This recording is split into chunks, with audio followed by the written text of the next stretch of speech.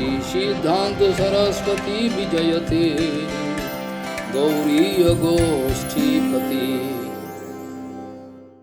वंदे गुरुपदद्वन्द्वं भक्तबिंदसमन्वितं श्री चैतन्य प्रभुं वंदे नित्यानंदसहोदितं श्री नंदनंदनं वंदे राधिका चरणोदयं गोपीजनसमायुक्तं बिन्दावनं मनोहरं वाञ्छाकल्पतरुश्च कृपासिन्धुभ्यश्च पतितानं पावनेभ्यो वैष्णवेभ्यो नमो नमः। मूकं करोति वाचालं पङ्गुं लङ्घयति गिरिं यत्कृपातमहं वन्दे परमानन्दमाधवं। वृन्दावै तुलसीदेव वै पिया वै केशवस्य च स्नेहभक्तिपदे देवी सत्त्ववत्त्वयि नमो नमः। नारायण नमस्कृत्य नरं चैव नरोत्तमं देवीं सरस्वतीं व्यासं ततो जयो मुदीरये। संकीर्तने कृष्ण कथोपदेश गौरीयपत्रस्य प्रकाशने च सदानुरक्तो गुरुभक्तियुक्तो भक्तिप्रमोदाक्ष जगोद्वरुण्य ध्येयं सदा परिभवग्नमविष्टदोहं तीर्थास्पदं शिवविरञ्चन तं शरण्यं एतत्तिहं पुनदुपाल्भवाद्दिपूतं वन्दे महापुरुषते चरणारविन्दं यत्पादपल्लवनखचन्दमणिच्छटाय विस्फुरजित किमपि गपवधू स्वदर्शि पूर्णानुरागर स्वसागर सारमूर्ति साराधिकामयि कदा कृपां करोसि। श्रीकृष्ण चैतन्य प्रभु नित्यानंद श्री अद्वैत गदाधर शिवसदि गौरभक्तबिंद श्रीकृष्ण चैतन्य प्रभु नित्यानंद श्री अद्वैत गदाधर शिवसदि गौरभक्तबिंद। हरे कृष्ण कृष्ण कृष्ण हरे हरे हरे राम राम राम हरे हरे। आजानुलंबित भुजौ कनकावदातु संकीर्तनैकपितरौ कमलायताक्षौ विश्वाम्बरौ द्विजवरौ युगधर्मपालौ वन्दे जगत्प्रियकरो करुणावतारो। हरे कृष्ण कृष्ण कृष्ण हरे हरे हरे राम राम राम हरे हरे। नमामि गंगे तव पादपङ्कजं सुरासुरैर्वन्दितो दीपरूपं भुक्तिं च मुक्तिं च ददासि नित्यं भावानुरूपेण सदा नरानं। गंगातरङ्गरमणीयजटाकलापं गौरी निरन्तरविभूषी त्ववामभागं। नारायणो प्रियमनङ्गमदापहारं वाराणसीपुरपति भजवीशनाथं। वागीशजुष्वदने लक्ष्मीर्यस्य च भक्षसि यस्यास्ति हृदयसंवित् त्वं नृसिंहमहं भजे। हरे कृष्ण कृष्ण कृष्ण हरे हरे हरे राम राम राम हरे। তদেব রম্যম রুচিরম নবম নবম তদেব সৎমনুষো মহোৎসবম তদেব শৌকার্ণব শোষণম নৃণাম যদুত্তম শৌকযশো অনুগীয়তে তদেব রম্যম রুচিরম নবম নবম তদেব সৎমনুষো মহোৎসবম তদেব শৌকার্ণব শোষণম নৃণাম যদুত্তম শৌকযশো অনুগীয়তে। গৌড়ীয় গোষ্ঠীপতি শ্রী শিল ভক্তি সিদ্ধান্ত সরস্বতী গোস্বামী ঠাকুর প্রভুপাদ পরমহংস জগৎগুরু জানিয়েছেন, জগতে বর্তমানে হরিকথার এক দুর্ভিক্ষ দেখা দিয়েছে। বর্তমানে এই জগতে হরিকীর্তন হরিকথার বড় দুর্ভিক্ষ দেখা দিয়েছে। দুর্ভিক্ষ দেখা দেওয়ার কারণ কি? কি কারণে দুর্ভিক্ষ দেখা দিল? প্রভুপাদ বলছেন, আমরা শুদ্ধ গুরু বৈষ্ণবের অপ্রাকৃত সিদ্ধান্ত বিচার, তাদের অকৈতব সত্য কথা সহন করতে অসমর্থ, আমরা পারছি না। সেই জন্য তাদেরকে মঠমন্দির থেকে আস্তে আস্তে যে কোনো ছলে বলে কৌশলে অপমান করে হোক, কায়দা করে হোক, তাদেরকে মঠের বাইরে তাড়িয়ে দিচ্ছি আমরা। তাদেরকে থাকার কোনো প্রয়োজন নেই, তারা চলে যান। তারা থাকলে আমার দোষ দর্শন করবেন, আমি যে ব্যভিচার করছি এগুলো দেখবেন, তারা সহন করতে পারবেন না। সেই জন্য আমরা তাদেরকে তাড়িয়ে দিচ্ছি, মঠ থেকে রাখতে দিচ্ছি না। আর মঠও যদি না থাকে তাহলে বিভিন্ন রকমভাবে ষড়যন্ত্র করে ছলে বলে কৌশলে তাকে অপমান অপদস্থ করা, তার নামে কিছু একটু লটকে দেওয়া, কিছু বদনাম আদি, এগুলো আমরা চেষ্টা করছি বলে আজ আমাদের এই ভক্তি সমাজে হরিকথার দুর্ভিক্ষ। আর বাকি যারা রয়েছেন তাদের সম্বন্ধে নরোত্তম ঠাকুর বলছেন, অর্থলাভ এই আসে ভ্রমিয়া ফিরি দেশে দেশে। অর্থলাভ এই আসে, আমি বিভিন্ন দেশ বিদেশে ঘুরে বেড়াচ্ছি খালি পয়সা কালেকশন। আমার কর্তব্য অন্য কিছু নয়। যদিও ভক্তিবিনোদ ঠাকুর বলে থাকতে পারেন, প্রভুপাদ বলেছেন যে আচার্যের একমাত্র কর্তব্য হলো সম্প্রদায়ের সম্মান, সিদ্ধান্ত বিচার সংরক্ষণ করা। এগুলো আমার কোনো দরকার, বলেছেন, তাতে আমার কি যায় আসে, এগুলো আমার কোনো প্রয়োজন নেই। এইভাবে দিনে দিনে সমস্ত মঠ মন্দির সমস্ত জায়গা থেকে ধীরে ধীরে বিশুদ্ধ বৈষ্ণবগণ হয় শরীর ছেড়ে চলে যাচ্ছেন, বা তাদেরকে কায়দা করে রাজনীতি করে তাড়িয়ে দেওয়া হয়েছে যাতে তারা না থাকতে পারেন। এই কারণে আজ আমাদের এই দুর্দশা উপস্থিত হয়েছে। সারা জগতে এখন কে সিদ্ধান্ত বিচার সংরক্ষণের চেষ্টা করবে, সেটাই এখন প্রশ্ন। আর যদি কেউ করে তাকে একঘরে করে দেবো, তাকে আক্রমণ করব, এটা বর্তমানের এখন আমাদের একটা স্ট্র্যাটেজি হয়ে দাঁড়িয়েছে। আমাদের বর্তমান স্ট্র্যাটেজি এটা। এইভাবে আমরা আক্রমণ করব, বন্ধ করে দেবো, গৌরাঙ্গের কথা আমরা বলতে দেবো না, সত্য কথা বললে আমাদের অসুবিধে। ভক্তিবিনোদ ঠাকুর আফসোস করে বলছেন, 150 বছর আগে, হে মহোদয়গণ, শ্রী চৈতন্য মহাপ্রভুর বিমল প্রেম ধর্ম আজ কতটা কলুষিত হলো সেটা ভাবা যায় না।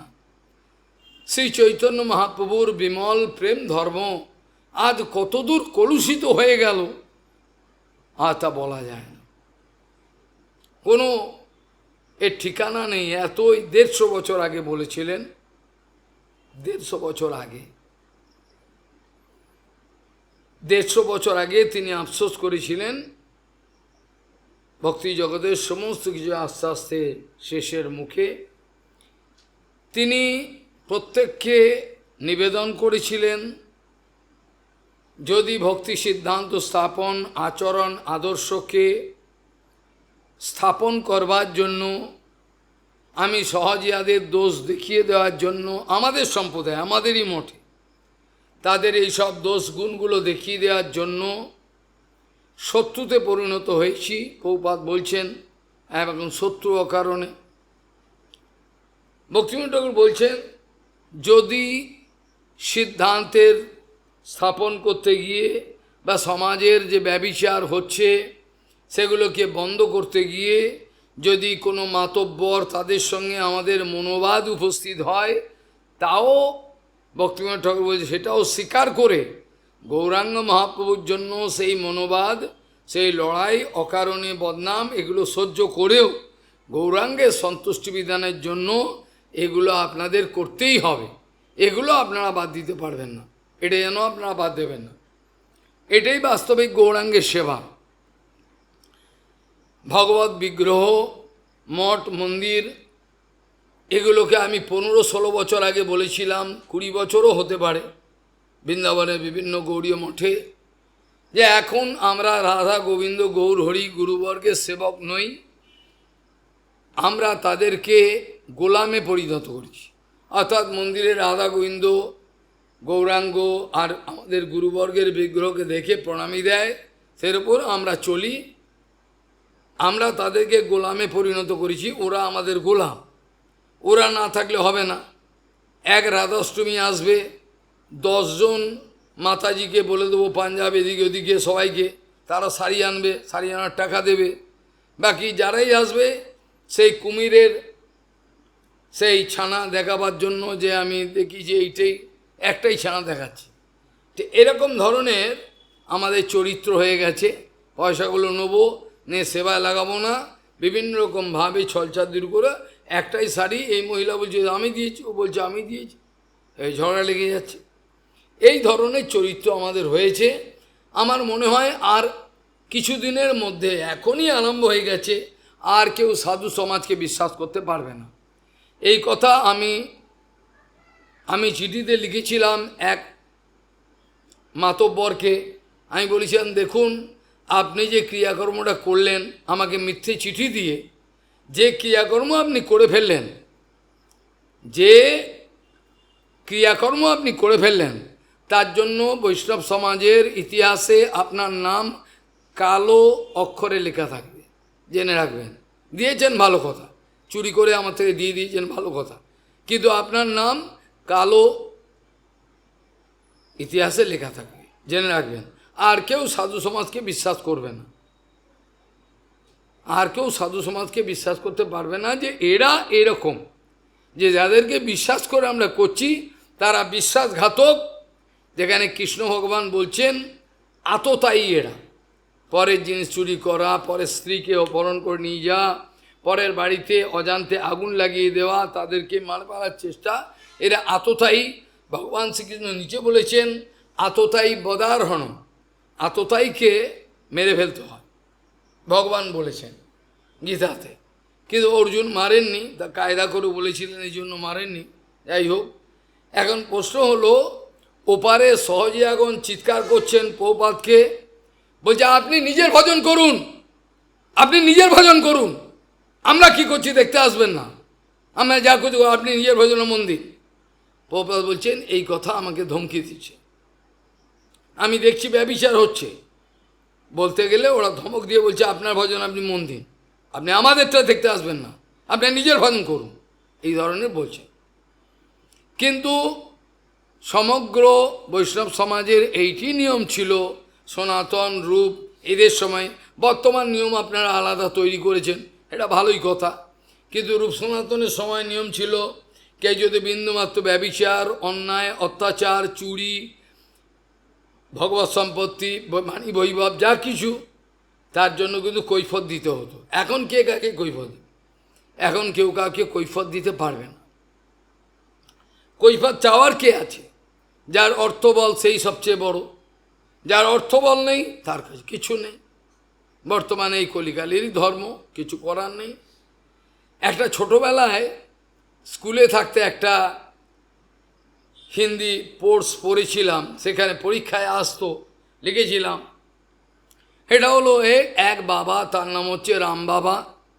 সেই রাম বাবা একটা ঘোড়া পেয়েছিলেন, ঘোড়া সুন্দর, সেই ঘোড়াটাকে মানুষ করেছিলেন, সুন্দর খেতে পেতে দিতেন, আর তার খেতি বাড়ি ছিল, একটু একটা মন্দির চালাতেন, লোকজন বিশেষ ছিল না, খেতি বাড়ি ছিল, খেতি বাড়িতে ওই ঘোড়ার পিঠে করে একটু ঘুরে আসতেন, কোথায় খেতে কী হলো, ভগবানের সেবা কত লাগবে, ভান্ডারায় কী খরচা করবো, এগুলো করতেন, একাই থাকতেন, বিশেষ কিছু ছিল না। তার ওই ঘোড়াটা এত চমৎকার ছিল যে ঘোড়াটা দেখে অনেকেরই লোভ হতো, তিনি যত্ন করতেন তাকে। এই ঘোড়াটার প্রতি একটা ডাকাতের লোভ হয়ে গেল, বলে এই ঘোড়াটাকে এই বাবার কাছে থাকার কোনো দরকার নেই, বাবা কি করবে, বাবা তো নাঙ্গা বাবা, কি করবে ঘোড়া দিয়ে, ঘোড়া তো আমার দরকার, আমি চুরি করব, ডাকাতি করব, আমার দরকার ঘোড়াটা, তো আমি কি করে নেবো। তা এখন জোর জবরদস্তি করলে চেঁচামেচি হবে, লোকজন, কোনো দরকার নেই, ঠিক আছে যাই হোক হবে। সেভাবে কোন ডাকুটার নাম হলো খড়ক সিং। খড়ক সিং বলল, বাবা যখন ক্ষেত পাহারা, খেতে দেখতে দেখতে যখন খুব দূরে যাবে, লোকালিটির একেবারে বাইরে যাবে, তখন কেউ শুনবে না, তখন সেখানে কি করলেন, খড়ক সিং ডাকাত কি বললেন, একটা অপাহী এমনভাবে সেজে এসছেন কুষ্ঠরোগীর মতো, পড়ে রয়েছেন এরকমভাবে, বাবাকে দেখবে, বাবা আমাকে বাঁচাও, একটু গাড়িতে তুলে নাও, এই ঘোড়াতে তুলে নাও, আমাকে একটু নিয়ে চলো। বলে এবার পাত্র তো সাধু সবাইতে দয়া হয়, সবাইকে বিশ্বাস করে, আর তার সুযোগটা সবাই নেয়, এইটি নেয়, সবাই বিশ্বাস করে, সবাইকে বিশ্বাস করে, আদর করে, সম্মান করে, এই জন্য আরও বেশি করে সুযোগ নেয়, এটা নিয়ম। এখন ও এরকমভাবে কাতর প্রার্থনা করাতে খড়ক সিং, ও জানে না ডাকাত সেজে এসছে এরকমভাবে, ও তখন ঘোড়া থেকে নেবে, ওকে এরকমভাবে তুলে ঘোড়ার পিঠে আগে বসিয়ে তারপর লাগামটা ধরে উঠবে। এই সময় ও নিজের রূপ ধারণ করলো, যেমন রাবণ করে বাবাকে এক লাথি মারলো, রাম বাবাকে ছিটকে পড়ে গেল, আর ঘোড়া নিয়ে সে দৌড়াতে দৌড়াতে চলে যাচ্ছে, ঘোড়া নিয়ে চুরি করে চলে যাচ্ছে ঘোড়া, আর শুনবে না। এই অবস্থায় রাম বাবা দাঁড়িয়ে উঠে বললেন, বুঝতে পারলেন এই খড়ক সিং চেনেন, নাম করা, একে বলে, খড়ক সিং ঠের যা, একটু দাঁড়া, একটা কথা শুনে যা। কি কথা? বলে লোককে কিন্তু বলবি না, লোককে কিন্তু বলবি না, এইভাবে আমাকে ঠকিয়ে, আমাকে তুই জোচ্চুরি করে, আমাকে লাথি মেরে, আমার বয়স হয়েছে, চলে গেলি, ঘোড়াটা নিয়ে যাচ্ছিস, যা, কোনো আপত্তি নেই, আমি আর প্রতিবাদ করব না, কোনো জায়গায় যাব না, কিন্তু তুই দয়া করে জনসমাজে বলিস না। বলে জনসমাজে বললে তোমার কি হবে? বলে জনসমাজে আমার কিছু হবে না, তখন দিন দুঃখী যারা থাকবে, যারা অপাহী, তাদের প্রতি বিশ্বাস করা ছেড়ে দেবে লোকে, লোকে আর কাউকে বিশ্বাস করবে না। এই কথাটাই আমাদের স্বামীজিকে বলেছিলাম, যে আপনার এই যে করলেন, এতে আর কেউ আমাদের সাধু সমাজকে আর বিশ্বাস করবে না, সবাইকে মনে করবে ধাপ্পাবাজ, চোর, ডাকু, চরিত্রহীন, এটি মনে করবে। এবার আপনি ঘুরিয়ে ফিরিয়ে আক্রমণ করতে পারেন কাউকে দিয়ে, আমাকে আপত্তি কিছু নেই, আর যদি বন্ধও করে দেন তাও ভালো, নিত্যানন্দ বহু বুঝবেন, সেটা বুঝে নেবেন। এই অবস্থা বর্তমানে আমাদের সমাজে চলছে, এতে কিছু করার নেই আমাদের, কারণ অর্থবল যার কাছে আছে তার কাছেই সব কিছু, অর্থবলের ওপরেই সব, পুলিশ, মিনিস্টার, সমস্ত কিছু তার কথাই শুনবে, যার অর্থ নেই তাকে কোনো শুনবে না। যাই হোক, এখন প্রশ্ন হলো এই, যে শ্লোক দিয়ে শুরু করেছিলাম, এটা হলে ভগবানের আনন্দময় এই কথা নিরন্তর উচ্চারিত হওয়া দরকার।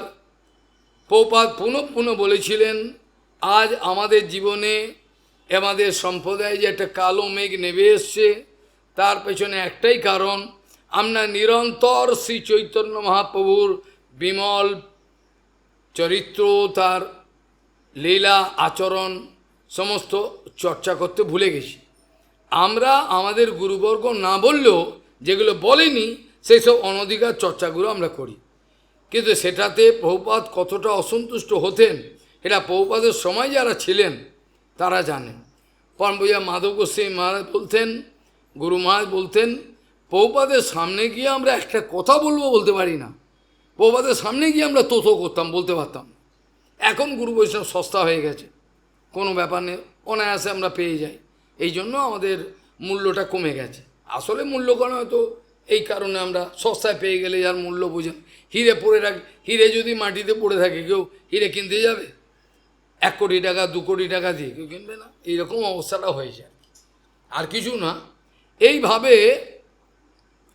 ঘটনা হলো এই, যে নিরন্তর আমরা শ্রী চৈতন্য মহাপ্রভুর যে আচার, যখন কোনো লোকের সঙ্গে কোনো লোকের দেখা হলো, তখনও কিন্তু বাজারের কোনো কথা বলা নিষেধ।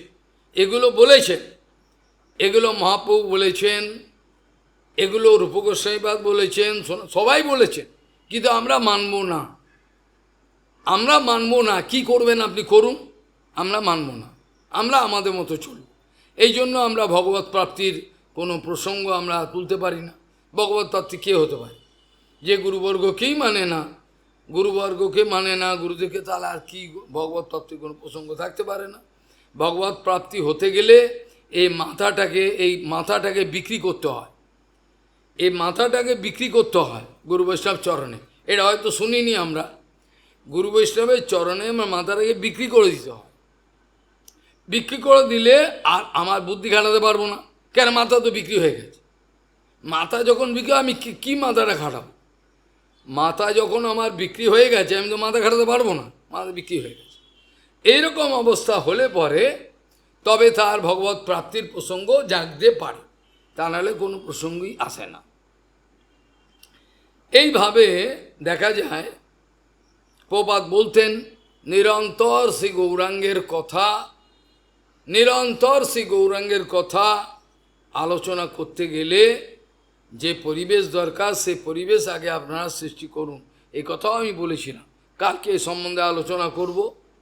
যেখানে সাধুগুরু বৈষ্ণব নাই, যেখানে নিরন্তর অপ্রাকৃত জগতের বাণী উচ্চারিত হয় না, যেখানে কোনো শাসন নাই, সেখানে কিছু জানোয়ার পশু থাকতে পারে, কিন্তু সাধু থাকে না। বাস্তবিক সাধু সেখান থেকে চলে যায়। সেভাবে আমি কালকে আলোচনা করব। নিরন্তর গুরু বৈষ্ণব বলছেন, নিরন্তর ভগবান গৌরাঙ্গের কথা আলোচিত না হলে আমাদের অসুবিধা হয়ে যাবে, আমাদের বৈরাগ্য থাকবে না, আমাদের চরিত্র খারাপ হয়ে যাবে। আমরা এদিক ওদিক তাকাতে আরম্ভ করব, কোথায় কি শব্দ স্পর্শ রূপরস গন্ধ আছে, এগুলো খোঁজে বেরিয়ে পড়ব পাঞ্চাল রাজ্যে।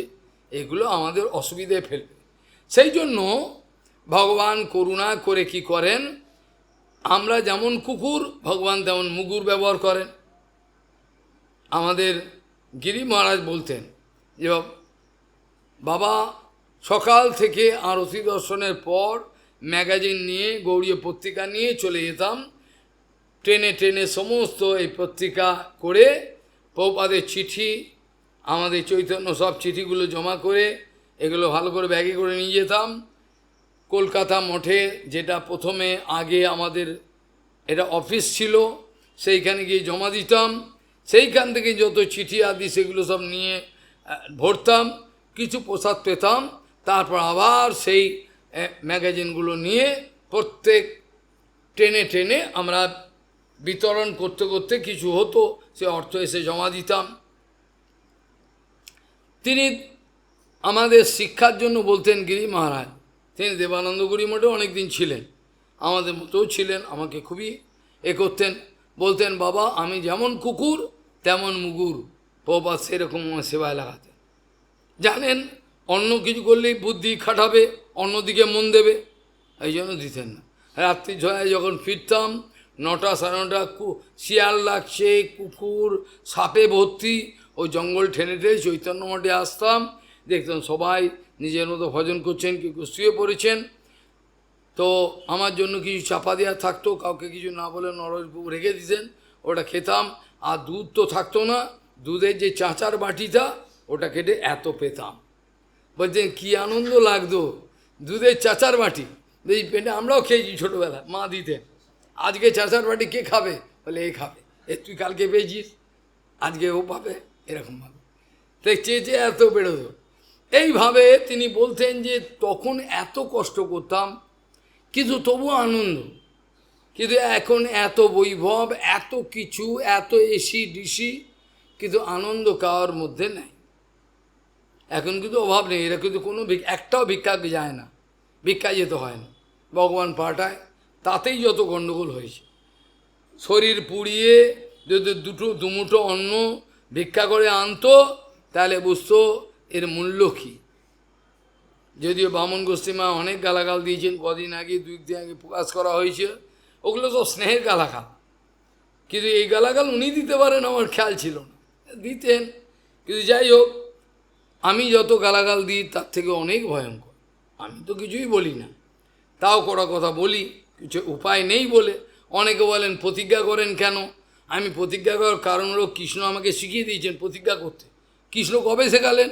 আপনি গীতাতে যান, গীতায় গিয়ে অর্জুনকে বলছেন, অর্জুন তুই প্রতিজ্ঞা করে বলো আমার ভক্ত কোনোদিন নাশ হয় না।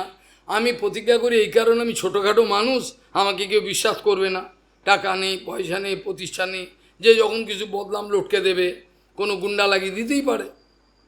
ওই জন্য আমাকে প্রতিজ্ঞা করে বলতে হয়, বিশ্বাস করো আমি সত্যি কথা বলছি। ওরা বলছে না আপনি কথা বললেই সবাই জানে আপনি ঠিক বলছেন, তথাপি আমি করি, কারণ না করলে হয়তো অনেকে ভাবতে পারে এতে ওদেরও, যাদের জন্য বলছি তারাও একটু ভীত হয়ে যাবে। তুমি এসে প্রতিজ্ঞা করো আমার মতো, চলো নৃসিংহ বললি, তুমি মিথ্যে কথা বলছো তো তা আসো, তুমি যে পজিশনে থেকে আসো, আমি খালি একটা ঝগড়া করতে হবে না, গুন্ডা পাঠাবারও দরকার নেই, তুমি খালি চলো নৃসিংহ বললিকে বলো আমি ঠিক বলেছি, ঠিক করেছি, বলতে পারবে? চলো, বলতে পারবে না, পালিয়ে বেড়াবে, পালিয়ে বেড়াবে, গা ঢাকা দিয়ে বেড়াবে, আন্ডারওয়ার্ল্ড ওয়ার্ল্ড জগতের লোকের মতো ওরা গা ঢাকা দিয়ে চলে। ভক্তিমোহন ঠাকুরকে অপমান করেছে টিভি থেকে আরম্ভ সমস্ত জায়গায়, কতদিন প্রচার করলো। আপনাদের মধ্যে যারা আচার্য তারা আসুন, আপনারা জবাব দিন, একটাও আসেনি, একটাও আসেনি। তাতে নিজের পরিচয় দিয়ে দিলেন এইভাবে, এখন আবার লেগেছে, যাই হোক করুন। তাহলে দেখা যায় এই একটাই কারণ যে আমাদের নিরন্তর হরিকথা কীর্তন সিদ্ধান্তের আলোচনার অভাবে, যদিও টুকটাক কিছু করি সেটা তো আমরা লেজ নাড়ি, এটা লেজ নাড়ি, কোনো কিছু না জিজ্ঞেস করে দুম করে এটা করে দিলাম, এটা করলাম। আর আমি অনেককেই বলেছি, শুধু একজনকে না, যারা কাটিং করে কিছু করে তাদেরকে অনেকেই বলেছি, বিশেষ কারণ ছাড়া ফোন নাম্বার দেওয়া উচিত হবে না, কারণ ওরা ওই বিরক্ত করবে। ওরা এমনও যদি হয় কোনো মেয়ে ছেলে কণ্ঠ যদি আসে, তার চক্করে পড়ে যেতে পারিস, ফোনে কথা বলতে ওই চক্করে পড়ে গেল, কোথায় উদ্ধার করবে ও নিজেই গিয়ে গর্তে পড়ে গেল, এটা হতে পারে। আমি বলছি দুটোই আছে, কিন্তু এটা সম্ভাবনা আছে, এটা সম্ভাবনা আছে।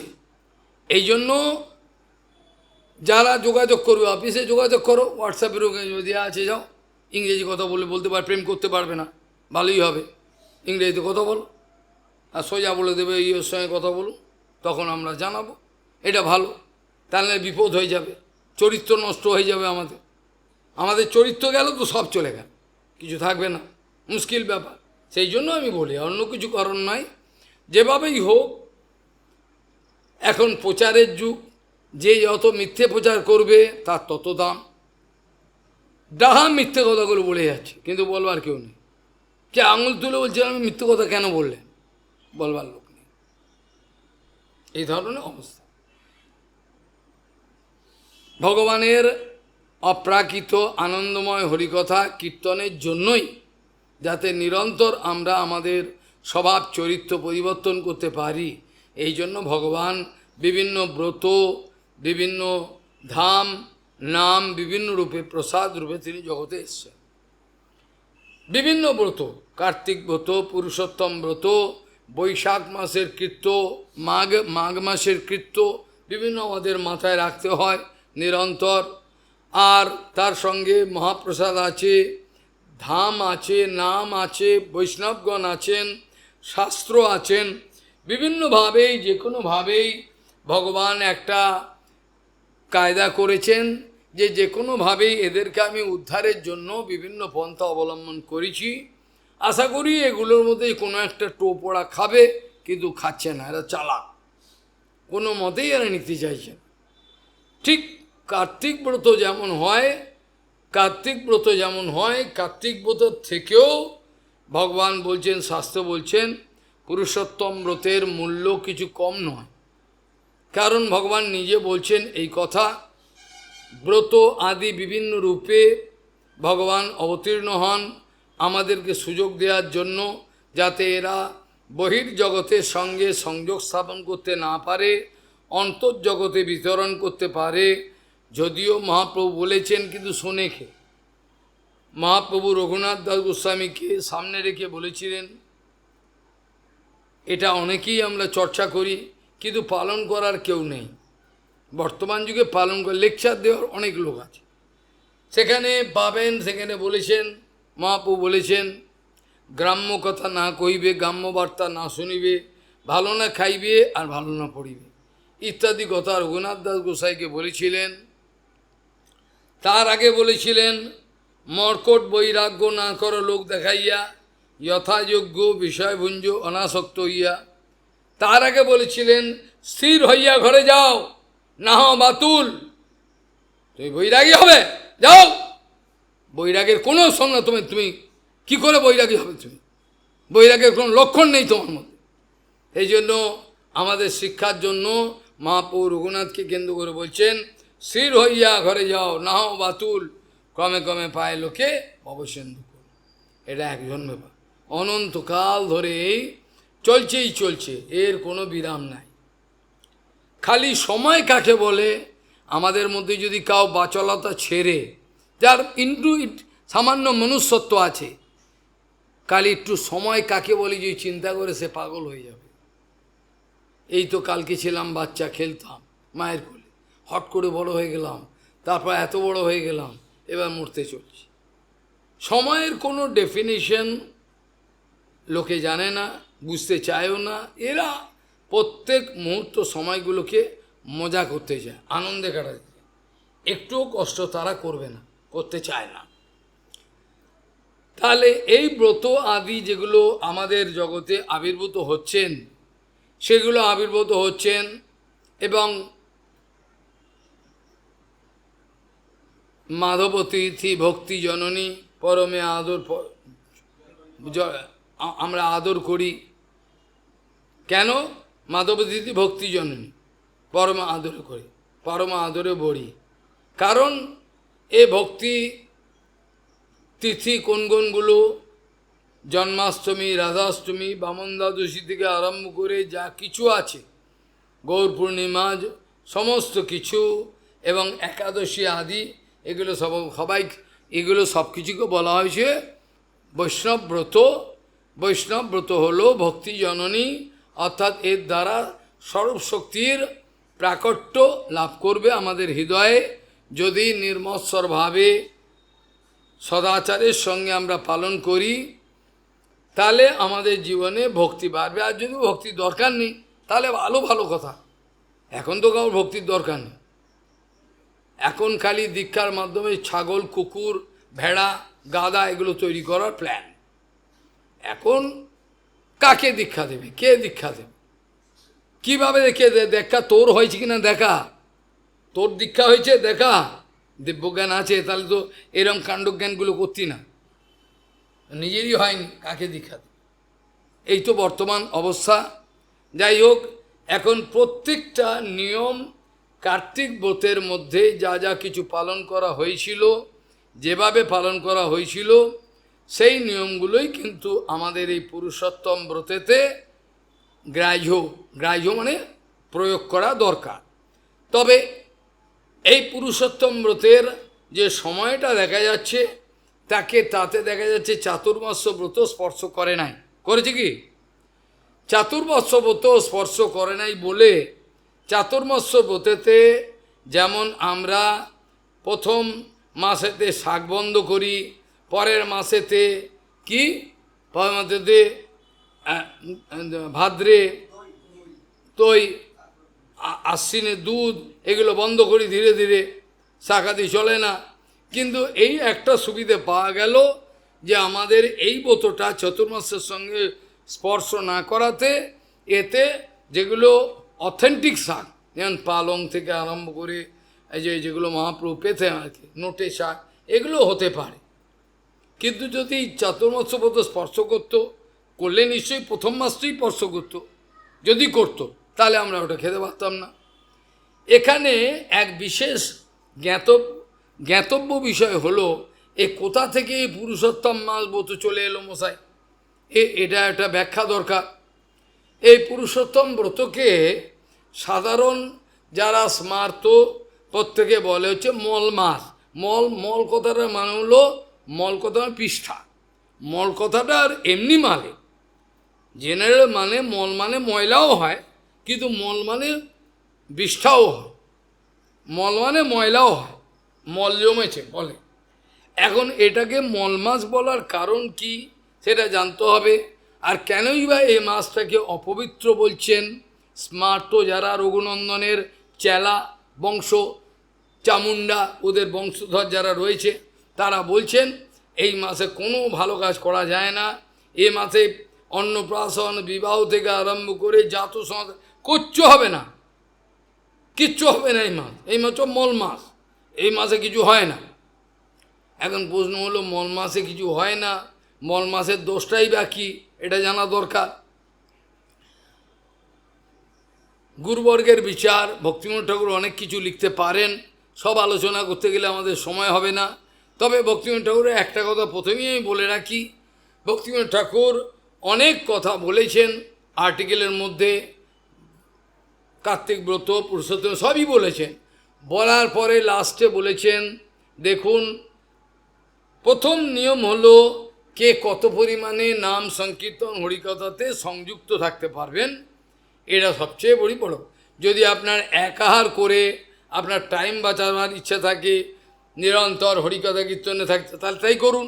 আর যদি দুবার খেয়ে হয় তা তাই দুবারই খান আপনি, এই বলে 3বার খাবো তাই খান। কিন্তু মূল বিষয়টা হলো কে কত পরিমাণে ভগবানের কথা কীর্তন এবং স্মরণেতে লেগে থাকে, কে কত পরিমাণে ভগবানের কথা কীর্তন এবং স্মরণের থেকে আপনার মাথা থেকে যদি ভগবান গুরু বৈষ্ণব বেরিয়ে গেল, তাহলে সেই সময়টা আপনার অপচয়। এটা মূল বিষয়। এ প্রসঙ্গে গুরুপাদ প্রথমে প্রায়ই বলতেন, স্মর্তব্যম সততম বিষ্ণুম বিস্মর্তব্যম ন যাতু উচিত। সর্বদাই ভগবানকে স্মরণ করা নিয়ম বিধি, আর ভুলে না যাওয়া হচ্ছে নিষেধ। এতে সর্বে বিধি নিষেধাহা সুরতরয়োর এব কিঙ্কর, এ তয়োর, এ দুজনের কিঙ্কর চাকর। এই যে সর্বদাই ভগবানকে স্মরণে রাখবে, সর্বদাই ভগবানকে স্মরণে রাখবে, ভগবানকে কোনো সময়ের জন্য, মুহূর্ত নয়, একটা ফ্র্যাকশন অফ সেকেন্ডের জন্য ভোলা চলবে না। সর্বদাই ভগবৎ স্মৃতি, সেদিনকে বলছিলাম না, অবিস্মৃতি কৃষ্ণপদারবিন্দয়োর ক্ষীণতি অভদ্রাণি চ সংতনতি সত্যস্বশুদ্ধিং পরমাত্ম ভক্তিম জ্ঞানঞ্চ বিজ্ঞান বিরাগযুক্তম। কাজে নিরন্তর যেন ভগবৎ স্মৃতি থাকে। যদি আমাকে কোনো বদমাইশের ষড়যন্ত্রে আমাকে সমাধান করতে ওখানেও যেতে হয়, সেখানেও যেন ভগবৎ স্মৃতি দূর না হয়। বোঝা গেল কি বললাম? কোনো জায়গায় যেতে হলো, আইনের আশ্রয় নিতে হলো, কিন্তু ভগবৎ স্মৃতি যেন সর্বদা থাকে। ভক্তিবিনোদ ঠাকুর এইটাকেই প্রাধান্য দিচ্ছেন।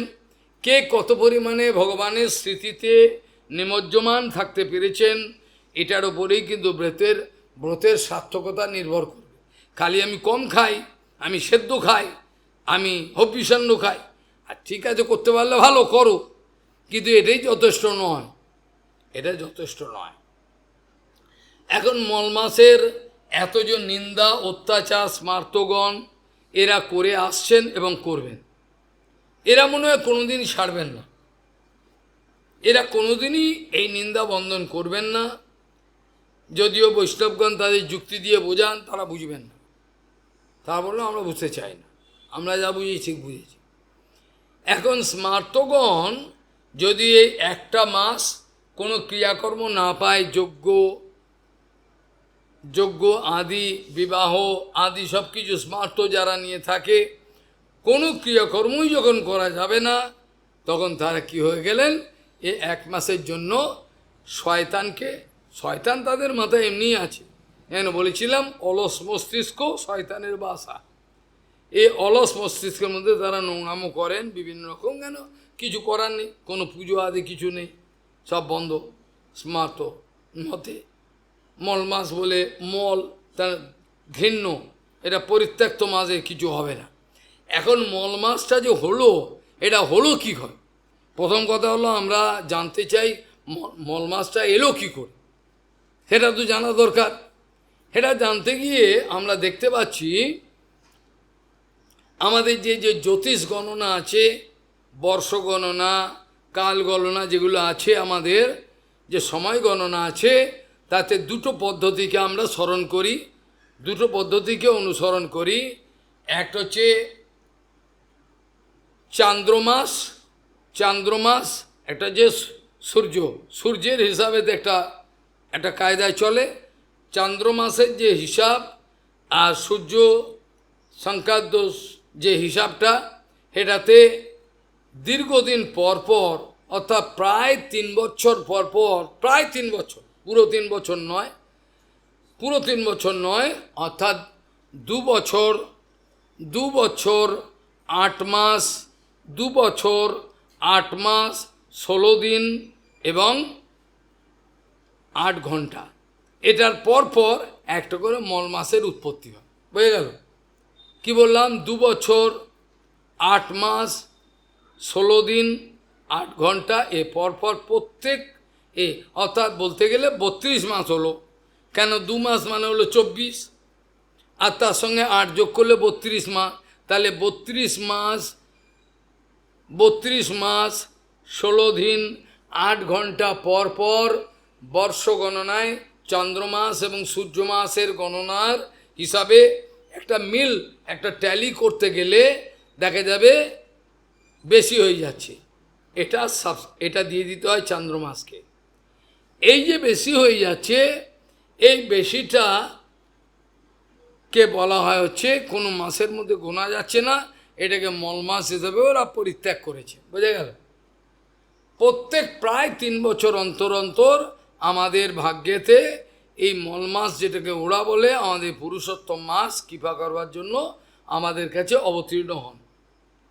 এই পুরুষোত্তম মাস যদিও স্মার্তরা ঘৃণা করেন, কিন্তু বৈষ্ণব বিচারেতে বিভিন্ন পুরাণেতে প্রমাণ পাওয়া, পদ্মপুরাণ বিভিন্ন পুরাণেতে প্রমাণ আছে, যখন মলমাসকে সবাই ঘৃণা করছে, যখন মলমাসকে সবাই ঘৃণা করছে, কোনো সম্মান দিচ্ছে না, তখন মলমাস দুঃখিত হয়ে আমাদের এই যে আমরা যে জগতে রয়েছি, এখানে একটা ক্ষীরসাগর বলে একটা জায়গা আছে, যে ক্ষীরসাগরের মধ্যে ভগবান অনিরুদ্ধ বিষ্ণু, ভগবান অনিরুদ্ধ বিষ্ণু ক্ষীরোদকসাই, ভগবান ক্ষীরোদকসাই, ভগবান ক্ষীরোদকসাই অনিরুদ্ধ বিষ্ণুরূপে তিনি আমাদের এই ক্ষীরসাগরে শয়ন করে থাকেন। ইনি হলেন আমাদের প্রত্যেকের পরমাত্মা হিসেবে রয়েছে, অর্থাৎ তাকে এক কথায় বলতে গেলে অনন্ত জীব আমাদের যে জগতে আছে, সেই জীবের ব্যষ্টি অন্তর্যামী। সেই যত অন্তর্যামী তার মূল হলো উনি প্রত্যেক জীবের মধ্যে তিনি রয়েছেন, পরমাত্মা রূপে বসে রয়েছেন। এই যে ব্যষ্টি অন্তর্যামী, এই যে অনিরুদ্ধ বিষ্ণু রয়েছেন, তিনি মল মাসের কান্নাকাটি, তার দুঃখের সহ্য করতে পারলেন না। তিনি বললেন, চলো শোনো, দুঃখ করার দরকার নেই, আমরা মালিকের কাছেই যাই, চলো মালিকের কাছে তোমাকে নিয়ে যাই, চলো। মল মাসকে নিয়ে তিনি গেলেন, তিনিও পরমাত্মা ভগবান, ওই জন্য তাকে মল মাসকে নিয়ে ভগবানের কাছে গেলেন, ভগবানের দরবারে কৃষ্ণের কাছে গোলকপতি তাকে বলছেন, এই ব্যাপার, মল মাসকে সবাই ঘৃণা করছে, এর একটা লজ্জা বাঁচান, এ কী করা যায়? ভগবান বলে, দেখো, লোকে চ বেদে কথিত পুরুষোত্তম, আমার নাম হলো পুরুষোত্তম, আমার নাম হলো পুরুষোত্তম, এই জন্য আমি এই নামটা আমি তোমাকে দিলাম। অর্থাৎ আজ থেকে এই যে মাস তোমাকে মল মাস বলে, তোমাকে আমি আমার নাম দিলাম, শুধু আমার নাম দিলাম না, আমি নিজেকেও দিলাম, সর্বশক্তি সঞ্চার করলাম। তুমি এই পুরুষোত্তম মাস এবং আমি অভিন্ন জানতে পার, অভিন্ন জানতে পার, কোনো অসুবিধা নেই। এখন এই মাসেতে যে সাধুগণ যত বেশি পরিমাণে ভজন করবেন, আমাকে সন্তুষ্ট করবেন, এক পুরুষোত্তম ব্রত যদি কেউ কাঁটায় কাঁটায় পালন করে, কোনো ব্যভিচার ছাড়া, মানসিক ব্যভিচারও চলবে না, করে যদি তারা করতে পারে, সঙ্গে সঙ্গে তার গোলক প্রাপ্তি হবে, আমি কথা দিলাম। একটা পুরুষোত্তম মাস যদি কেউ কাঁটায় কাঁটায় পালন করতে পারে, আমি কোথায় দিন তো আমাকে আমার কাছে নিয়ে আসবো, কিন্তু করতে পারলে তো পারবেও না, যাবেও না, হবে না। এইভাবে পুরুষোত্তম ব্রত এই মল মাসকে তিনি সম্মান করলেন। জগতের লোক সব জানতে পারলো, কিন্তু জানতে পারলে কী হয়, যারা স্মার্ট তো তারা সম্মান দিল না। তারপর আমাদের পক্ষে এটা মল মাস, কিন্তু সাধুদের পক্ষে এই মাস হলো সর্বাপেক্ষা পবিত্র। সাধুদের পক্ষে এই পুরুষোত্তম মাস হলো এত পবিত্র, এত পবিত্র যে ভজনের যত পবিত্র কিছু ভজন করতে চান, ব্রত উপবাস সব কিছু এই মাসে করতে পারবেন। এই মাসের মধ্যেই আপনারা যদি, আমি বলছি না পরের মাসে করবেন না, কারণ একটা শুদ্ধ গুরু বৈষ্ণবের পক্ষে তার পুরো বছরটাই হলো নিয়ম মাস। আপনাদের পক্ষে নিয়ম মাস গেলে বাঁচি বাবা, এবার পটল চলবে, এবার বেগুন চলবে, আর পারা যায় এত কষ্ট। কিন্তু শুদ্ধ গুরু বৈষ্ণবের পুরো বছরটাই হলো তাদের হচ্ছে নিয়ম মাস।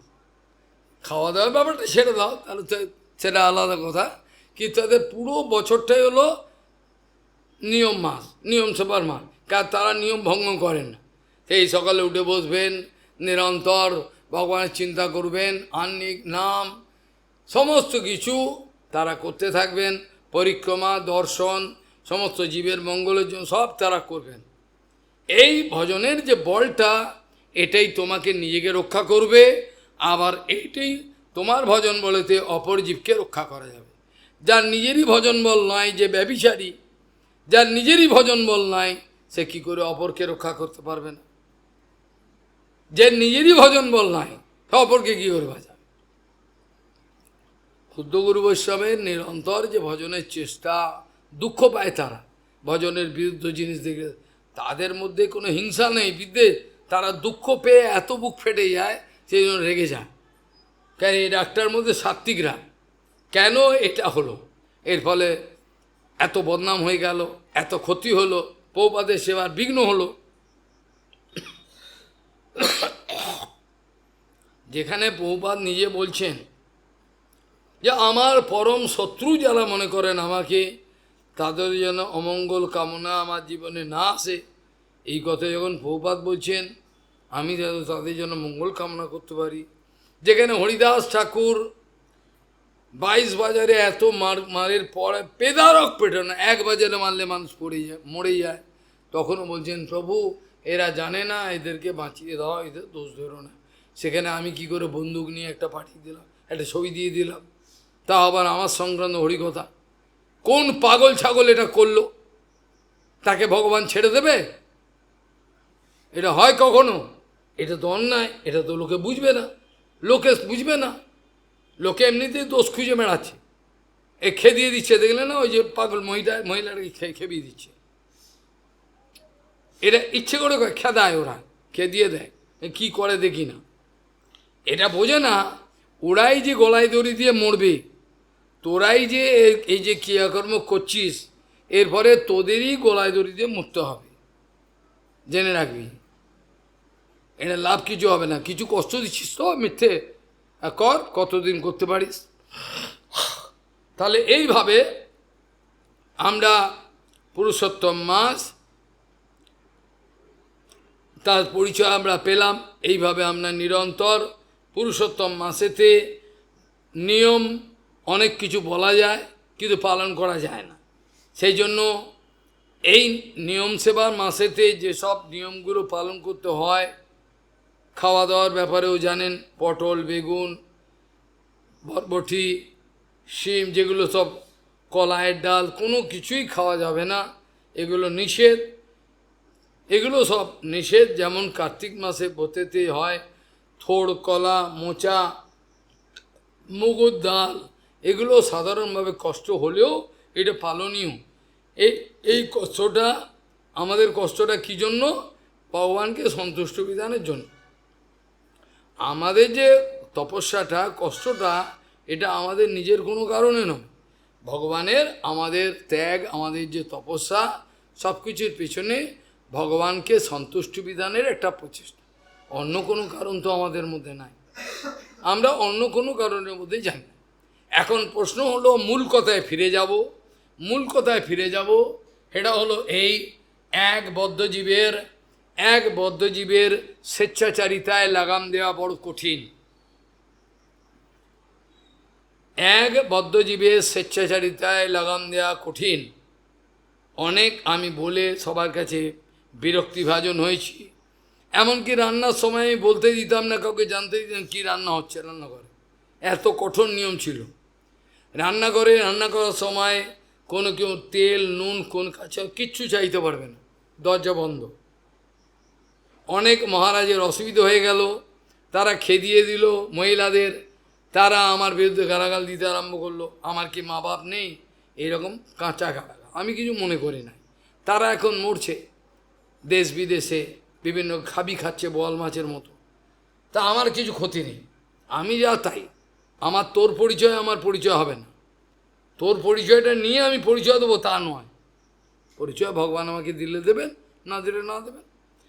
এখন প্রশ্ন হলো, মূল কথায় আসি। মূল কথাটা হলো এই, বদ্ধজীবের স্বেচ্ছাচারিতায় লগাম দিতে গেলে সে আমাকে খুন করতে আসবে। যদি খুন করতে নাও আসে আমাকে ছেড়ে চলে যাবে, গালাগাল দেবে, তার অসুবিধা হয়ে গেছে। এই জন্য বদ্ধজীবের স্বেচ্ছাচারিতায় লাগাম দেওয়া বড় কঠিন। কিন্তু শাস্ত্রের কথা, গুরু বৈষ্ণবের কথা, এটা মানতেই হবে। যদি জানোয়ার হতে চাই তাহলে মানতে হবে না, আর যদি অন্তত মানুষের মতো মানুষ হতে চাই, ভক্ত হতে চাই, তাহলে মানতে হবে। এই জন্য ভগবান শ্রীকৃষ্ণ গীতাতে অর্জুনকে বলছেন, অর্জুন তসমাৎ শাস্ত্র প্রমাণ আনতে কার্য ব্যবস্থা, যে কী করব, কি করব, কেন করব, কি করে পারবো, এটা কেন করব, করলে কি হবে। ভগবান শ্রীকৃষ্ণ বললেন, দেখো তুমি কি করবে কি করবে না সমস্ত কিছু শাস্ত্রেতে বলা আছে, কিন্তু শাস্ত্রের কথা সবাই বোঝে না। যে ভগবানের মুখে শোনে ভালো, আর নাহলে শুদ্ধ গুরু বৈষ্ণবের মুখে। তসমাৎ শাস্ত্র প্রমাণ আনতে কার্য ব্যবস্থা, কী করবে কি করবে না, তোমার ইচ্ছা মতো চলবে না। তোমার ইচ্ছা মতো চলবে না, তুমি নিজের ইচ্ছা মতো করবে, হবে না। শাস্ত্র কি বলছে, গুরু বৈষ্ণব কী বলছে, ওটা বুঝে তারপর তুমি নিজের ক্রিয়াকর্ম করবে। নিজের ইচ্ছা মতো করতে পারবে না, করলেই তোমার সেটা ফাঁসির ফান্দা হয়ে যাবে। তুমি যদি ইচ্ছা মতো চলো, আমি আবারও বলছি, তুমি যদি নিশ্চয়ের ইচ্ছা মতো চলো, আমি ডায়েরিতে সই করে দেবো, স্ট্যাম্প পেপার নিয়ে আসো, তোমার এটা ফাঁসি কা ফান্দা বন যায়গা, তোমার পক্ষে ফাঁসির দড়ি হয়ে যাবে। না হয় আমার না কুকুর পুষো। আমরা আমাদের নিজেদের সুবিধের জন্যই এ কথা যেন আমরা ভুলে না যাই, এ কথা যেন আমরা ভুলে না যাই। আমরা গুরু বৈষ্ণব ভগবানের কাছে এসছি তাদের বাপ 14 পুরুষকে উদ্ধার করার জন্য নয়, বরঞ্চ আমার বাপ 14 পুরুষ এবং আমাকে উদ্ধার করার জন্য। এ কথাটা যেন ভুলে না যাই। ভুলে গেলেই সেখানে কিন্তু কলি তো আছেই, আরও চাগিয়ে উঠবে। কলি তো আছেই, কলি নেই বলবো না, আরও চাগিয়ে উঠবে। মনে থাকে যেন কথা, তাদের কোনো স্বার্থ নেই। তোমার ইচ্ছে হলে থাকো, তোমার ইচ্ছে হলে যাও। গুরু বৈষ্ণব করে আসা মানে হলো নিজেকে পবিত্র বানাবো, ভগবানের কাছে যাব, তাদের ভালোবাসা পাবো, সেটা সদ্ব্যবহার করব, ব্যাস সারা জগতে ভজন করব। জগৎ যদি সারা জগৎ আমার নাম নেয় তাতে আমার অভিমানের কোনো কারণ নেই। আর যদি নাও নেয় আমাকে, তাতেও আমার কিছু যা আসে না, তাতেও কি যা আছে। কত নিন্দাই তো করছে না। আমাকে লায়ার বললো একে বিদেশি, আমি সেটাকে ভদ্রভাবে উত্তর দিলাম যে ওর কোনো দোষ নেই, ও লিখতে গেছিল লইয়া, ওটা ভুল করে বানান ভুল করে লায়ার বলে দিয়েছে। কেন লায়ার কে? মিথ্যেবাদী কে? যার দুর্বলতা থাকে। তা আমার তো দুর্বলতা থাকলে পরে মিথ্যে বলবো। তোদের যাদের হয়ে যে আচার্যগুলোর হয়ে তুই খেদিয়ে দিয়েছে কুকুরের মতো, সেই আচার্যগুলোকে বল ওরা দুর্বল, ওরা মিথ্যে কথা বলবে। মিথ্যে কথা বলার তো দরকার নেই। আমি একটা পয়সাও তোমাদের থেকে আশা করি না, উল্টে বদনাম আশা করি। দেখছে তো বদনাম দিচ্ছে, লাগিয়ে দিয়েছে। 6 ঘন্টা থেকে 6 ঘন্টাও গেল না, সবে জমির এটা করলো, ব্যাস আর চিৎকার। 6 ঘন্টা এমন মন্ত্রের জোর, তারা এমন কিছু জানে তন্ত্রমন্ত্র। তারা এমনি নয় আচার্য হয়নি, তারা এমনি আচার্য হয়নি, তারা মন্ত্র তন্ত্র জানে। ভালো বলতে গেলে মন্দ হয়। একজন বলল মহারাজ আমি সন্ন্যাস নেব, আমি বললাম একদম নেবে না, সন্ন্যাস নেবে না এখন, পরে। আমি সে মনে করলো আমাদের শত্রু। আমি ভালো বললাম, হ্যাঁ বললাম শত্রু মনে করল, কিছু করার। এইভাবে ভালো বলতে গেলেই মন্দ, ভালো যেই বলতে যাব তখনই দা আমাকে আক্রমণ করবে। আর যদি মিথ্যে কথা বলতাম, তাকে ছিট করতাম, ঠকাতাম, তাহলে বলতো মহারাজ খুব ভালো মহারাজ, এরম অমায়িক হয়ই না, এরম বলতো না যে মিথ্যে কথা বলতো। কিন্তু মিথ্যে কথা বলল, আমাদের কর্তব্য পড়েছে অকর্তব্য সত্য কথা বলা, কিছু করার। কাজেই জীবের স্বেচ্ছাচারিতাকে লাগাম দেওয়ার একটা ব্যবস্থা শাস্ত্র করেছে। শাস্ত্র জানে এরা কোনো কথা মানবে না, তথাপি যদি কোনো লোভ দেখিয়ে মানানো যায়, পুরুষোত্তম ব্রত করলে অপার ঐশ্বর্য আদি লাভ করবে, জানো? তাই নাকি? তাহলে পুরুষোত্তম ব্রত করবো, এইভাবে লেখা আছে। এইভাবে তাদেরকে প্রলোভন দেখিয়ে পরে ধীরে ধীরে ধীরে ধীরে এইভাবে জীবগুলোকে লাগানো। আর কোনো মতেই এরা শাস্ত্রের কথা, গুরু বৈষ্ণবের কথা পালন করতে রাজি নয়। আর রাজি নয় বলেই একটা আনুগত্য সম্পন্ন একটা জীবাত্মাকে আমার কাছে আনতে পারেন, একটা বাস্তবিক, যার নিজস্ব কোনো ইচ্ছা নাই, খালি বলছে আপনার ইচ্ছাটাই আমার ইচ্ছা। যেমন রামচন্দ্র বলেছিলেন কাকে? বিশ্বামিত্র মুনিকে। বিশ্বামিত্র বলছেন राम के जिज्ञासा कर, राम जी गुरु जी दशरथ जी महाराज आया है, जाओगे दर्शन के लिए? आपकी इच्छा। ওর নিজের কোনো ইচ্ছাই নেই, আপনার যা ইচ্ছা সেটা। তার এইটাকে বলা হয়, তিনি স্বয়ংবর সভায় নিজেও যাননি, বশিষ্ঠ মুনি নিজে নিয়ে গেছে। বশিষ্ঠ মুনি বলছে বিশ্বামিত্র মুনি নিজে নিয়ে গেছে, ওই জন্য গেছে। ও আমি একটা ভালো জায়গায় বিয়ে করবো, লুটে নেবো, এরকম কোনো ইচ্ছে। রামচন্দ্র গেছেন, ডেকেছে, চলো চলো চলুন যাই। এই হলো। এই জন্য বর্তমান যারা নেতা হচ্ছেন তারা এই কথাটা তাদের জানা উচিত যে ভগবান স্বয়ং রামচন্দ্র, স্বয়ং কৃষ্ণ, তারা ব্রাহ্মণ বৈষ্ণবের, এমনকি পৃথু মহারাজ, জনক, তারা কি করতেন? সাধুগুরু বৈষ্ণবকে সামনে রাখতেন। কোনো পরিস্থিতিতে কি হয় সেই পরিস্থিতি অনুযায়ী উপদেশ চাইতেন। কিন্তু এখন সেগুলো চুলে উঠেছে। এখন আমি বারবার মনে করছি, কেন সময়ের অভাব, যদি একবার যেতে পারতাম সময় করে, এখন অ্যাপয়েন্টমেন্ট করে, তাতে বোঝাতাম। দেখুন মশাই, এই যে প্রথম কথা হলো শিক্ষাগত, শিক্ষার জগতে যে ব্যবস্থাটা হয়েছে এটা কত ভয়ঙ্কর সৃষ্টি করেছে। দেখুন শিক্ষার জগতে যে সিস্টেমটা হয়েছে এটাকে দয়া করে আপনারা পরিবর্তন করে পূর্বের যে অবস্থা ছিল সেটা ফিরিয়ে আনুন, দয়া করে ফিরিয়ে আনুন। এটা না আনলে সমাজে জানোয়ার, কুকুর, ছাগল তৈরি হবে, আর লাভ হবে না কিছু, কোনো কিছু লাভ। আমি কখনোই এটা অস্বীকার করছি না, যারা নিচুকুলে জন্মগ্রহণ করেছেন তাদেরকে অগ্রাধিকার দেওয়া উচিত, আমিও মনে করি। কিন্তু আমি একথা মনে করি না যে অগ্রাধিকার দেওয়ার নাম করে আপনি অশিক্ষিত বর্বর একজন ব্যক্তিকে একটা অফিসার বানিয়ে দিলেন, সে নিজের চাপরাশিকে দিয়ে চিঠি লেখাচ্ছে 10 টাকা 15 টাকা 20 টাকা দিয়ে, এটা তো ভালো না। আমার বক্তব্য হলো, যদি কোনো মিনিস্টার শোনেন এই কথাটা, তিনি জানতে পারবেন যে আমি কি বলতে চাইছি। আমার বক্তব্য হলো, যারা নিচু জাত জন্মগ্রহণ করেছেন তারা ভালো কথা, তাদেরকে অগ্রাধিকার দেওয়া হবে। কিভাবে না, যদি এক্সাম হলো, পরীক্ষা হলো, পরীক্ষাতে একজন যারা ব্যাকওয়ার্ড ক্লাস এবং যারা উঁচু ক্লাস দুজনের পরীক্ষা হলো, এর ডিগ্রি প্রায় সমান। এবার ইন্টারভিউতে দেখা হলো, দেখা হয়ে যদি দেখে এই ব্যক্তি জেনে নিচুকুলে, এও দেখছে এর কোয়ালিটি ভালো আছে, 1-8 নাম্বার একটু এদিক ওদিক কম আছে, তাতে এঁকে দেবে অগ্রগতিকা। বোঝা গেল? যোগ্যতা বিচার, যেখানে ভক্তিবিনোদ ঠাকুর বারবার বলছেন, আমি দেখিয়ে দেবো আর্টিকেলে, ভক্তিবিনোদ ঠাকুর বারবার বলছেন যে সমাজে, জেনে রাখুন, কান খুলে শুনে রাখুন, যে সমাজে যোগ্যতা বিচারের কোনো প্রসঙ্গ নেই, খালি আমার স্বার্থের প্রসঙ্গ, সেই সমাজ ধ্বংস হতে বাধ্য। যে সমাজে বাস্তবিক নারী জাতির কোনো সম্মান নেই, সে সমাজ ধ্বংস হতে বাধ্য। এগুলো জেনে রাখবেন, এগুলো জেনে রাখবেন। আমি বলি নাই ওদের অগ্রগতিকার দেবেন না, অগ্র দেবেন, কিন্তু যোগ্যতা যখন প্রায় কাছাকাছি ওকে দিন, আপত্তি নেই।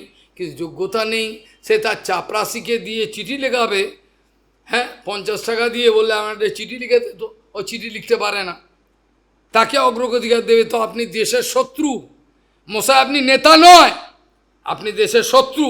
আপনি মিড ডে মিলের ব্যবস্থা করে দেশের সর্বনাশ করেছেন। আপনি ছাত্রগুলোর মিড ডে মিলের ব্যবস্থা করে সমাজকে ধ্বংস করেছেন। আপনি কৃষ্ণের ওপরে যেতে চেয়েছেন। কৃষ্ণ এই কথা বলে না যে সব নিয়ম ছেড়ে দিয়ে সব একসঙ্গে বসো, কুকুর বেড়ালের মতো খাওয়া দাওয়া করো, এইসব কথা বলেন। ওখানে তো অঙ্কুরে একটা ব্রাহ্মণের ছেলে, একটা যত ছেলে, তার সংস্কার আগেই নষ্ট হয়ে গেল। একটা ফুল যে ফুটবে, একটা ফুল যে ফুটবে অঙ্কুরে আছে, আপনি তো সেখানেই ভেঙে দিলেন তাকে। আপনি তো মশাই সেখানেই গুঁড়িয়ে দিলেন, বাচ্চাটা আর কোনোদিন ভক্ত হবে না। আপনি তো ওর থালায় ওকে খেতে দিচ্ছেন, আমরা মানব না। আপনার এই কথাই কি ভগবান বলেছেন নাকি? কোথায় দেখান তো দেখি। মনে রাখবেন, ভারতবর্ষ কিন্তু আধ্যাত্মিক দেশ, আপনার বাবার দেশ নয়। আপনার কথা চলবে না। ভগবান শ্রীকৃষ্ণ এই কথা বলেননি। সেখানে চতুর্বর্ণ, মায়া সিস্টেম, গুণকর্ম, এগুলোকে মাথায় রাখুন, রেখে তারপর ভোট ব্যাংকের কথা চিন্তা করবেন। একথা জেনে রাখুন, সমস্ত ধ্বংস হয়ে যাচ্ছে। আর যত নেশার দ্রব্যকে বেশি লাইসেন্স দেবেন, তত সমাজের যুব সমাজ ধ্বংস হয়ে যাবে। যত আপনারা মদের লাইসেন্স, গ্যাঁজার লাইসেন্স যত দেবেন, তত কি হবে? সমাজের যত যুব সমাজ সব নষ্ট হয়ে যাবে। তারপর আমাদের সাধু সমাজের অবস্থাও দেখুন, কেউ গুটকা খাচ্ছে, কেউ পান খাচ্ছে, কেউ লুকিয়ে বিড়ি খাচ্ছে, খৈনি খাচ্ছে। আমি কানে আঙুল দিয়ে দেখিয়ে দেবো, কান ধরে দিয়ে দেবো, কে তবুও তো সবাই মানছে না। এইভাবে হয়। কাজেই প্রথম বক্তব্য হলো এই, যে সমাজের যে শৃঙ্খলা, আমাদের সাধু সমাজের যে অবস্থাটা, সেটাকে নিয়ন্ত্রণে আনবার জন্য ভগবান এই ব্রত উপবাসের সব ব্যবস্থা করেছেন। এর দ্বারা আমাদের স্বেচ্ছাচারিতাকে দমন করবেন ধীরে ধীরে। যদি মানতে থাকি, আমি জানি ভালো লাগছে না, কিন্তু খেতেই হবে। কাঁচকলা, থোড়, মোচা এগুলো খেতেই হবে। আর ভালো না লাগলে কী হবে, খেতে হবে তো, ব্রত মাস এটা। এইভাবে বিদ্রোহ করলে হবে। এইভাবে ধীরে ধীরে ব্রত করে নিরন্তর সকালবেলা, এত সকালে উঠে সেখানে ভগবানের নাম জপ করা, যেখানে আগ্রহ নেই, ইচ্ছা নেই, সেখানে তো জোর জবরদস্তি কিছু হতে পারে। যেখানে আগ্রহী নেই, ভগবত ভজন, সাধুগুরু বৈষ্ণবের ভালোবাসা নেব, কোনো আগ্রহী নেই, সেখানে আর কোনো অন্য কোনো প্রশ্ন চলতে পারে না। কী প্রশ্ন চলবে সেখানে? প্রত্যেকটা, এমনকি মায়াবাদী যারা, তারা পর্যন্ত পুরুষোত্তম মতো পালন করে। মায়াবাদীরা কার্তিক ব্রত পালন, তবে ওদের পালনের সিস্টেম আলাদা, আমাদের একটু আলাদা। ওরা পালন করে ব্রত কঠোরভাবে, তপস্যা করে। যদিও ওদের তপস্যার কোনো মূল্য নাই। কেন? সমস্ত কিছু নির্ভর করছে আমি কি পরিমাণে, কেমনভাবে গুরু বৈষ্ণব, ভগবান, ধাম, নাম, পরিকর, বৈশিষ্ট্যের সেবা করব বা করতে পারছি, করেছি, এর ওপর নির্ভর করে। অনেক সময় দেখা যায় আমরা ভজনেতে নিষ্প্রিয় হয়ে পড়ি। ভজন হচ্ছে না, কিছু না। গুরুপাদ পদ্মের কাছে প্রায়ই আসতেন অনেক লোক, বিভিন্ন ইস্কন বিস্কন থেকে, যে মহারাজ আমরা তো সবই করছি, মহাপ্রসাদ পাচ্ছি, তারপরে গঙ্গায় স্নান করছি, একাদশী পালন করছি, গরু যা একটা নিয়েছি, সেগুলো নিয়ে এবার নাম করছি, হরিনাম করছি, কিন্তু লাভ হচ্ছে না।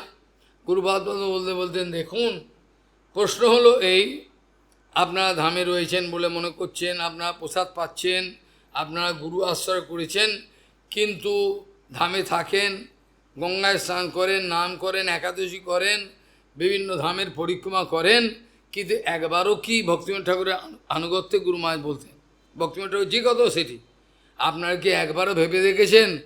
আপনারা কি একবারও ভেবে দেখেছেন যে আপনারা অপরাধ করছেন? আপনারা কি একবারও ভেবে দেখেছেন সারাদিনের মধ্যে কি কি অপরাধ আপনারা করে ফেললেন? আপনি করেননি। আহ্নিক করতে গিয়ে চঞ্চল কথা বলছেন, আর আহ্নিক যদি নিয়ে থাকেন কোনো একটা পতিত গুরুর থেকে, তা তো লাভ হবে না।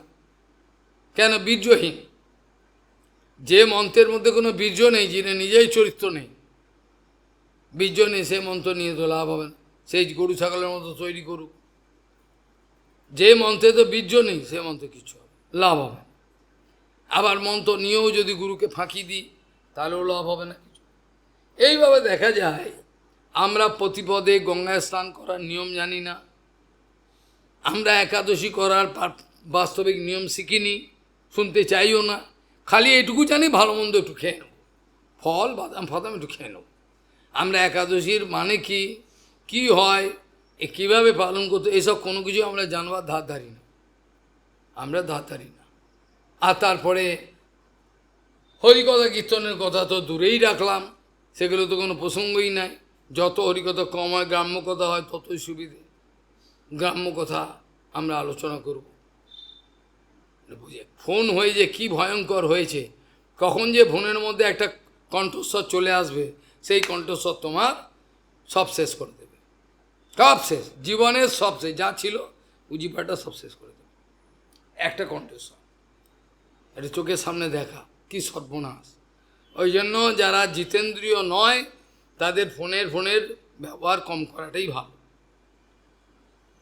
না করলে ভালো, আর না করতেই হবে, বিভিন্ন রকম সেবাও আছে। এইভাবে দেখা যায় বদ্ধজীবের এইসব যত নিয়ম কানুন ব্রত আদি, সেগুলো সব আমাদের মঙ্গলের জন্য তিনি বিধান করেছেন। নিরন্তর একে প্রভুপাদের নিয়ম ছিল ঘাড় ঘোরাতে দেবো না। প্রভুপাদের নিয়ম ছিল কোনো ব্রহ্মচারীকে ঘাড় ঘোরাতে দেবো না, প্রভুপাদের নিয়ম ছিল সোজা চল, এত কড়া নিয়ম ছিল। যেমন কলকাতার রাস্তায় ঠুলি হেঁটে দেয়, ঘোড়ার গাড়ি ঠুলি হেঁটে দেয়, ও খালি রাস্তাটা দেখতে পাবি, আর কিছু দেখতে পাবি না, এদিক ওদিক দেখা হয়, দেখলে বললেই ঘোড়া চঞ্চল হয়ে যাবে। ঠিক সেরকম প্রভুপাদের নিয়ম ছিল, যারা এসছেন ভগবত ভজন করতে, সত্যি এসছেন, তাহলে এসে থাকলে কথাগুলো পালন করুন। আপনাদের আমি আরাম করবার সুযোগ দেবো না, আপনাদের আমি ভালো মন্দ খাওয়ার সুযোগ দেবো না, আপনাদের আমি আরাম করার সুযোগ দেবো না, আপনাদেরকে আমি টাকা পয়সা হাতে দেবো না, বরঞ্চ আপনারা ঋণ করুন, করে আমাদের যে দেনা আছে সেই দেনাগুলোকে শোধ করুন। যান বাড়ি বাড়ি যান, 10টা 5 টাকা করে নিয়ে আসুন। গুরুপাদ তো দেখেছি প্রত্যেক বাড়ি বাড়ি 5 টাকা 2 টাকা করে নিয়ে আসে। কীভাবে? ওই জন্য তো একাদশীর দিনে মাথা ঘুরে পড়ে গেছিলেন কালনাতে, একজন লোক 10টা টাকা দেবে বলেছিল, মাথা ঘুরে পড়ে গেছে। এইরকমভাবে মহাজনগণের কট্টর যে নিয়ম, এগুলো সমস্ত পালন করা দরকার। এগুলো না পালন করলে ব্রত পালন করে কোনো লাভ নেই। এগুলো যদি না পালন করবার ইচ্ছা থাকে, তাহলে ব্রত পালন করে কোনো লাভ নেই। সেই একই ব্যভিচার, একই আচরণ, আমি নিজেকে সংশোধন করার কোনো চেষ্টাই যদি না করি, তাহলে কোনো লাভই নেই, কোনো অর্থহীন হয়ে যাবে। সেই জন্য বলছেন এই ব্রত মাসে, কার্তিক মাসে যেমন সকালবেলা থেকে উঠে ভগবানের আর জগন্নাথের কদাচিৎ কালিন্দী তট বিপিন্ন সঙ্গীত তরল, এই পুরুষোত্তম ব্রতেতে এটা পালন করা দরকার। আবার ব্রজে প্রসিদ্ধম, এটাও করতে পারে, আপত্তি কিছু নেই, এগুলো কোনো আপত্তি কিছু নেই, করতে পারে, এরা করতে পারে। আর বিশেষ মন্ত্র বলে একটা কালকে আমি বলে দেবো, সে কাল থেকে শুরু করবেন, সন্ধ্যেবেলা সকালবেলা যখন করতে থাকবেন ভালো করে। এইভাবে দেখা যায় যে পুরুষোত্তম ব্রত যদি প্রভুপাদের আনুগত্যে, ভক্তিবিনোদ ঠাকুরের আনুগত্যে, পরম বিজয় কেশব গোস্বামী মহারাজের আনুগত্যে আমরা পালন করি, নিরন্তর আমরা হরিনাম 1 লক্ষ, কম করে 1 লাখ হরিনাম। আহার যদি 2বার করতে হয় 2বারই করো, কিন্তু কোনো কিছু আর কিছু যেগুলো দূষিত বলতে যেগুলো শুদ্ধতা কম, দূষিত বলতে খারাপ কিছু না, যেমন মুড়ি আদি, এগুলো না খাওয়াটাই ভালো, এগুলো না খাওয়াটাই ভালো। ছোলা বিভিন্ন রকম মটর জাতীয় বস্তু, সর্ষের তেল, কোনো কিছুই খাওয়া যাবে না। নিয়ম মতো চলতে হবে, আর আহার খুব স্বল্প আহার করতে হবে। আর বেশি হলেই নিদ্রার উদ্গম হবে, নিদ্রা উদ্গম হজম করতে পারবো না। এই জন্য অত্যন্ত সংক্ষেপে আহার আদি। একটা বস্তু রান্না করার নিষেধ, আমি বললাম একটা হলো ওরা পারবে না, অন্তত দু তিনটে চলুক, খাক, সেটা কোনো কথা নাই, কিন্তু হরিভজনটা যেন ঠিক হয়। আমাদের পূর্বে নিয়ম ছিল, কী ছিল আমাদের, একটা গুরু মহারাজ সব ঘেঁটে একটা, হ্যাঁ পালং সব ডাল চাল দিয়ে সব ঘেঁটে একটা করে দিল, খেলে খাও নালে যাও। চাল কুমড়ো রোজই থাকতো, চাল কুমড়ো পেট পরিষ্কার হয়। চাল কুমড়ো হচ্ছে অত্যন্ত, চাল কুমড়ো থাকতো, পেঁপে এটা ওটা সব দিয়ে ঘ্যাঁট একটা। কিন্তু এখনও একটা পারবে না, তিনটে থাকুক, কোনো কথা নেই, থাক, কোনো কথা, যদি এভাবে পালন করি, যদি এগোতে পারে ভালো। আর হরিকথা কীর্তনের দিকে আর গ্রাম্য কথা সব বন্ধ, খালি ওই ঝামেলাটুকু মিটিয়ে এসে আজকে আমি শিখিয়ে দেবো সব কিছু তোমাকে বলতে। আজকে সব অধিবাস স্থিতি, অধিবাস স্থিতিতে আমাদের কর্তব্য হলো, অধিবাস মানে হলো, অধি মানে সমীপে। আজকে থেকেই পুরুষোত্তম ভগবান জগন্নাথের সম্মুখে বাস করার প্রতিজ্ঞা নিচ্ছি আমরা, অধিবাস। আর কাল থেকে পেছন ফিরব না, সামনেই থাকবো, নিরন্তর ভগবানের কথা কীর্তন এগুলো সব শ্রবণ করতে থাকবো। 4 বার কথা বলেছিলাম, দেখে কেউ হজম করতে পারবে না, অসুবিধা হয়ে যাওয়ার লোকজন আসে, আজ 3 বারই হোক কথা। আর নিরন্তর কথা বলা দরকার, নিরন্তর। কার্তিক মাসে তো আমরা 3 বার না 4 বার হরিকথা হতো সারাদিন, এখন কে করে? আমার তো বিভিন্ন ভাষায় বলতে হবে, আমিও তো বলবো, বিভিন্ন ভাষায় বলবো, এক জায়গা তো হবে না। যাই হোক, জগন্নাথের পুরুষোত্তম ধাম জগন্নাথ, তার অষ্টকম পাঠ করতে হবে, তার নিরন্তর সকাল থেকে কিছু স্তোত্র, গুরুবাষ্টকম থেকে বহুপাত এবং কয়েকটা স্তোত্র রোজই আমার মনে হয় পাঠ করা ভালো, রোজই করা উচিত। কেউ না করলে দুর্ভাগ্য, করা উচিত। এগুলো করলে পরে ভালো হয়। যেমন বহুপাদের প্রথমে গুরুবাষ্টকম, তারপরে গুরু পরম্পরা, বহুপাদ অষ্টকম, ব্যাস বহুপাদের অষ্টকম বন্ধু থাক। তারপরে এবার 2-4টে ভালো যেগুলো কীর্তন করে বা সমাপ্ত করতে পারে, পাঠ আদি করতে হয় নিরন্তর। বদ্ধ পাঠ তো হয় না, যেভাবেই হোক কষ্ট স্বীকার করতেই হবে। আজকে আমরা প্রতিজ্ঞাবদ্ধ হলাম, সংকল্প করলাম যে জগন্নাথ হে পুরুষোত্তম, কাল থেকে আপনার সন্তুষ্টি বিধানের জন্য আমরা নিরন্তর যা নিয়ম আপনি বলেছেন, যে নিয়মে পালন করলে আপনি সন্তুষ্ট হন, আমি সবই করব। আহার আদি সংক্ষেপ করব, যতটুকু না হলে শরীর রক্ষার জন্য করব। আপনার জন্য আমরা তপস্যা করব, কষ্ট করব, আপনার জন্য, অন্য কোনো আমাদের কোনো স্বার্থ নেই। সেইভাবে আমরা ভগবানের কাছে আজকে প্রার্থনা করলাম, সংকল্প নিলাম। এই গৌদ্রুম ধামেতে ভগবানের সম্মুখে ভগবান আছেন, ভক্তিমূল ঠাকুর আদি সবই আছেন। কাজেই যে শ্লোক দিয়ে শুরু করেছিলাম সেটাতে বলছেন, সেই ভগবান তার নবনবায়মান রূপ গুণ এগুলো নিরন্তর শ্রবণ করা দরকার। তদেব রম্যম রুচিরম নবম নবম, তদেব সৎ মহোৎসবম, তদেব সৌকর্ণবশূষণম নৃণাম, যদুত্তম শ্লোক যশ অনুগীয়তে। যদি অনন্ত সাগর হয় কষ্টের, সেখানে ভগবান বলছেন সেটা শোষণ করে নেন। ব্লটিং পেপার যে কালি, সেটা শুন। তদেব রম্যম রুচিরম নবম নবম, তদেব সৎ মনসো মহোৎসবম, তদেব সৌকর্ণবশূষণম নৃণাম, যদুত্তম শ্লোক যশ অনুগীয়তে। জয় পুরুষোত্তম ভগবান কি জয় হো, সপরিকর ভগবান গৌর প্রেম। আরে বাবা সময় নেই, যেতে হবে, সময় নেই, দে ওটা সময় নেই। সময় থাকলে তো করা যায় এক্ষুনি। আবার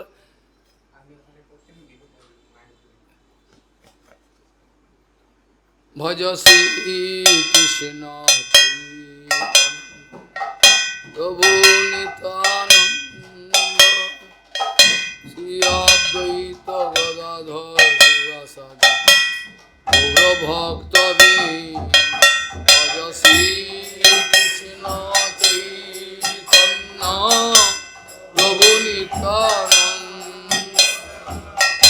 Advaita Gadadhar Sivasati Gaura Bhakta Vini Bhaja Shri Krishna Chaitanya Prabhu Nityananda Shri Advaita Gadadhar Sivasati Gaura Bhakta Vini Shri Krishna Chaitanya Prabhu Nityananda Shri Advaita Gadadhar Sivasati Gaura Bhakta Vini Hare Krishna Krishna Krishna Hare Hare Hare Rama Hare Rama Rama Rama Hare Hare Krishna Krishna Krishna Hare Hare Hare Rama Hare Rama Rama Rama Hare Hare Krishna Krishna Krishna Hare Hare Hare Rama Hare Rama Rama Rama Hare